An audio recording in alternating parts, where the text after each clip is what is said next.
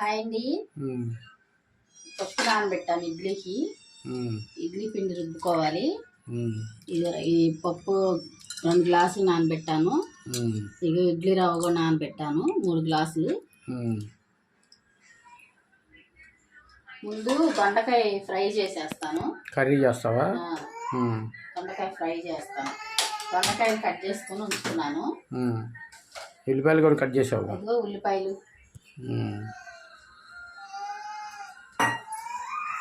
వేసేసి ఇడ్లీ పిండి రుబ్బేసుకుంటే పొద్దున్నకి ఇడ్లీ. నిన్నటి వరకు ఈ రోజు వరకు కూడా దోశలు వేసుకున్నాం. ఇంక తర్వాత ఇడ్లీ, తర్వాత ఇడ్లీ అయిపోయిన తర్వాత చపాతి అట్లా చేస్తాను. ఆయిల్ పోస్తున్నాను.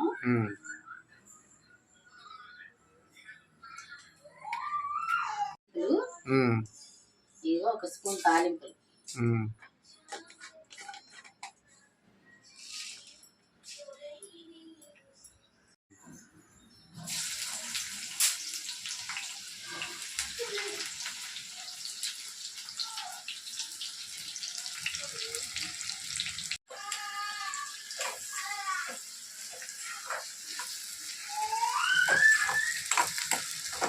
కరివేపాకు వేసాను.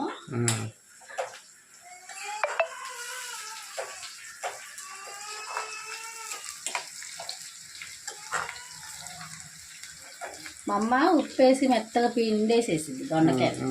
పిండేసేసి వండితే చాలా టేస్ట్గా ఉంటుంది. మెత్తగా ఉంటుంది, మెత్తగా బాగుంటుంది. మళ్ళీ మధ్యలో వేగేటప్పుడు ఎల్లుల్లిపాయలు కొట్టేసేస్తే మంచి సువాసన వస్తుంది.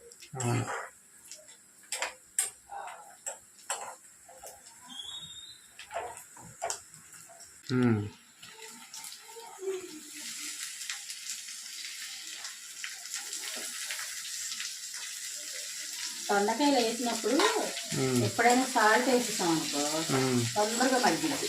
అవునా? దొండకాయలు వేసా కదా, సాల్ట్ వేసేస్తా. సాల్ట్ వేస్తే ఇంకా ఉప్పుకి తొందరగా మగ్గిద్ది.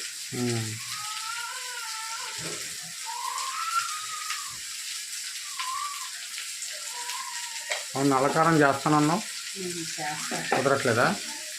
ఎక్కడ నువ్వు లేటుగా వస్తున్నావు కదా, నువ్వు డ్యూటీ పని మీద నువ్వు వెళ్తున్నావు, వచ్చేసరికి లేట్ అవుతుంది. అన్నీ తీయాలంటే ఎట్లా అందులో ఎండలో బాగా కాస్తుంది, నిద్రగా నీరసంగా ఉంటుంది. నీరసంగా ఉందన్నావు, అలా ఎండ బాగా అట్లా తిరిగే పని కదా, మరి సాయంత్రం అయ్యేసరికి నీరసంగా ఉంటుంది.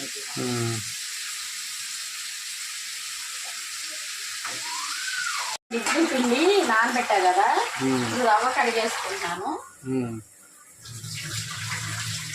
రవ్వ కడిగేసి ఇడ్లీ కూడా ఇడ్లీ పిండి కూడా పప్పు కడిగేసుకొని ఇడ్లీ పట్టేస్తాను.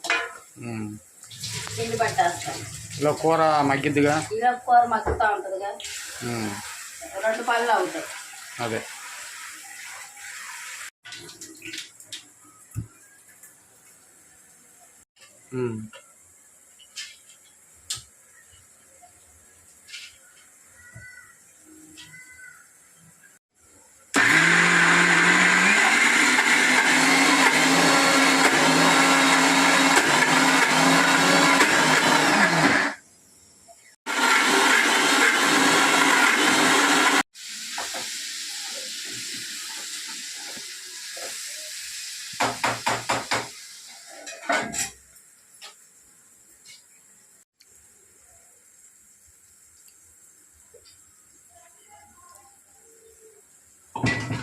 ఇడ్లీకి పప్పు ఎప్పుడు గట్టిగా రుబ్బుకోవాలి ఇడ్లీకి, ఎందుకంటే జారి ఇడ్లీ వస్తే బాగోదు కదా.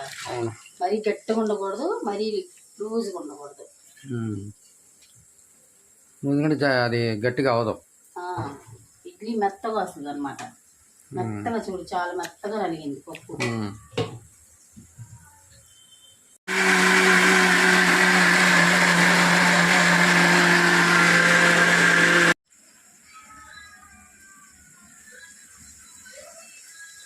పప్పు మెత్తగా అయిందా? అయింది. కూర మాడుతున్నట్టుంది, చెప్పు ఒకసారి.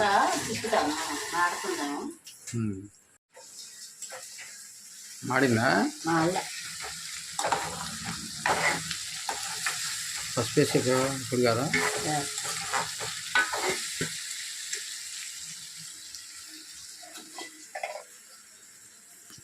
పసుపు నేను ఇందాక వేస్తాను కదా ఉప్పు కొంచెం మగ్గిన తర్వాత కారం వేస్తాను.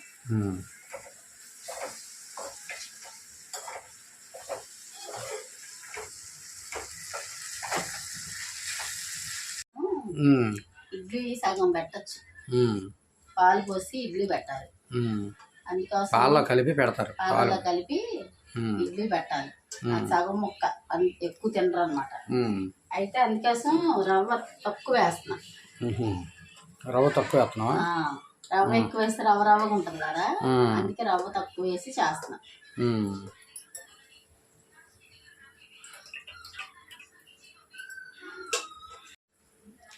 అలా కలపాలా?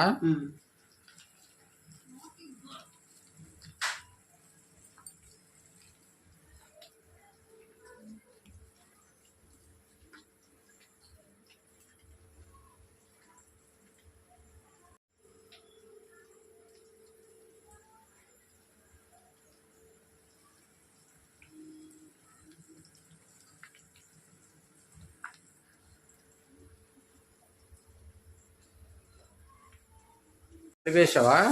ఎల్లుల్లిపాయి చితపొట్టు వేస్తే మంచి ఫ్లేవర్ వస్తుంది, మంచి వాసన.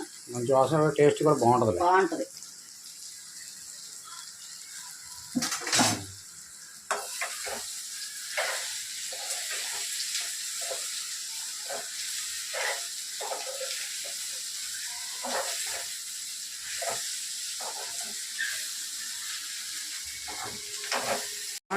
టమాటాలు వేసి వండుతున్నావు కదా ఈ మధ్య, భలే ఉంటుంది కూర. నేనైతే ఎక్కువ కూర తింటున్నాను. మగ్గబెట్టి చేస్తావు, భలే ఉంటుంది అది. ఎప్పుడు అదే చేస్తున్నాయి కదా, టమాటా లేకుండా ఎప్పుడు చేద్దామని చేసా. ఇది కూడా బాగుంటుంది అనుకో. కాదు ఏదైనా పప్పు కానీ పప్పు చారు కానీ చేస్తే బాగుంటది. చింతపండు చారు కానీ సూపర్గా ఉంటుంది. అవును, బాగా వస్తుంది. దీనికల్లా పప్పు చారు, చింతపండు చారు పెడితే సాంబారు అందులో బాగుంటుంది.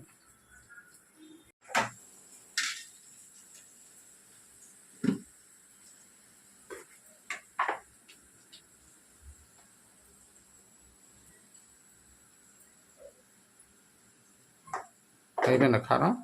కొంచెం వేసి సరిపోద్దా? ఘాటుగానే ఉంది, మరి ఘాటుగా ఉంటుంది. కొంచెమే కదా కూర, సరిపోతుంది.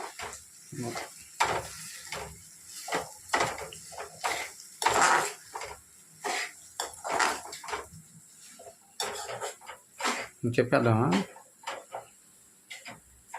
కర్రీ అయిపోయినట్టేనా? కర్రీ అయిపోయింది. ఈరోజు ఇదిగోండి, ఇదేంటంటే పప్పు రుబ్బుకొని ఈ కర్రీ అయితే పెట్టామండి. ఈ ఎండలకి ఏంటంటే మాకు నేనేం బయట డ్యూటీలు చేసి వచ్చి చేయలేకపోతున్నాం.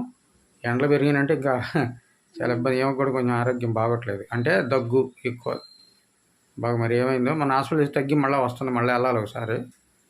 ఇదండి ఈరోజుకి వీడియో. ఈ వీడియో కనుక నచ్చితే లైక్ చేయండి, షేర్ చేయండి, సబ్స్క్రైబ్ చేయండి. అదేవిధంగా కామెంట్ రూపంలో తెలియజేయండి. బాయ్ అండి.